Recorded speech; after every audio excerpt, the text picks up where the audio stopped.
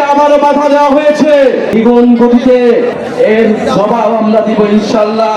আমরা যদি আজকে এখানে দাঁড়িয়ে ঘোষণা দেই সারা বাংলাদেশ এই গোপালগঞ্জে এসে জড়ো হবে। আমরা গোপালগঞ্জের নাম বদলাইতে আসি নাই। যদি আজকে বাধা না দেওয়া হতো, যদি যে ধরনের ভয় ও আতঙ্ক তৈরি করা হয়েছে সেটা যদি না করা হতো, গোপালগঞ্জের সাধারণ জনতা এখানে লোকে লোকারণ্য করে ফেলত। আপনারা যারা দূর থেকে শুনছেন, আপনারা দূর থেকে শুনছেন, প্রিয় গোপালগঞ্জবাসী, আমরা আজকে গোপালগঞ্জে এসেছিলাম দেশ গড়তে জুলাই পদযাত্রা কর্মসূচি নিয়ে। আমরা কোনো যুদ্ধের আহ্বান নিয়ে নয়, শান্তি এবং দেশ গড়ার আহ্বান নিয়ে গোপালগঞ্জে আজকে এসেছি। প্রিয় গোপালগঞ্জবাসী, আমরা গোপালগঞ্জের নাম বদলাইতে আসি নাই। আমরা এসেছি ভবিষ্যৎ বাংলাদেশে, এই নতুন বাংলাদেশে গোপালগঞ্জ মানুষের অধিকার যাতে রক্ষা করা হয় সেই প্রতিশ্রুতি দিতে। প্রিয় গোপালগঞ্জবাসী, মুজিববাদীরা আজকে বাধা দিয়েছে। গণ অভ্যুত্থানের মধ্যে আমরা বলেছিলাম বাধা দিলে বাঁধবে লড়াই, সেই লড়াইয়ে জিততে হবে এবং সেই লড়াই আমরা জিতেছিলাম। আজকে আবারও বাধা দেওয়া হয়েছে, দ্বিগুণ গতিতে এর জবাব আমরা দিব ইনশাআল্লাহ। প্রিয় গোপালগঞ্জবাসী, আপনারা যারা এই গণ অভ্যুত্থানের পক্ষে রয়েছেন, নতুন বাংলাদেশের পক্ষে রয়েছেন, আপনাদেরকে দায়িত্ব নিতে হবে এই গোপালগঞ্জ যেন মুজিববাদীদের আশ্রয় কেন্দ্র হয়ে উঠতে না পারে।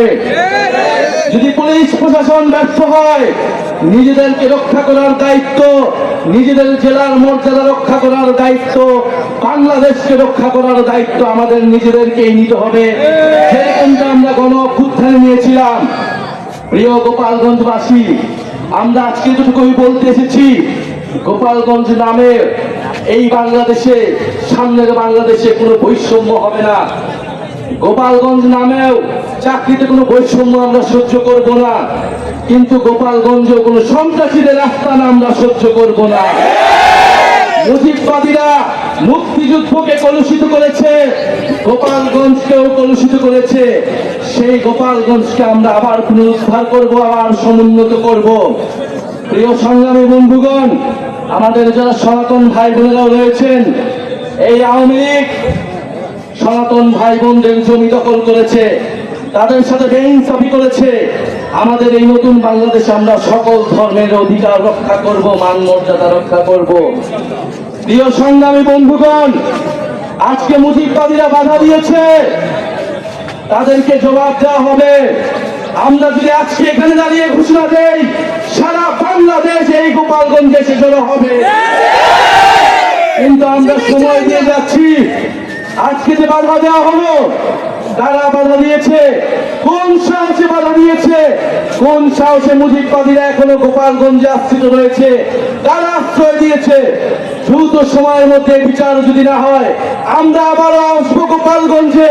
আমরা নিজ হাতে দায়িত্ব নিয়ে গোপালগঞ্জকে মুজিববাদীদের থেকে মুক্ত করবো ইনশাআল্লাহ।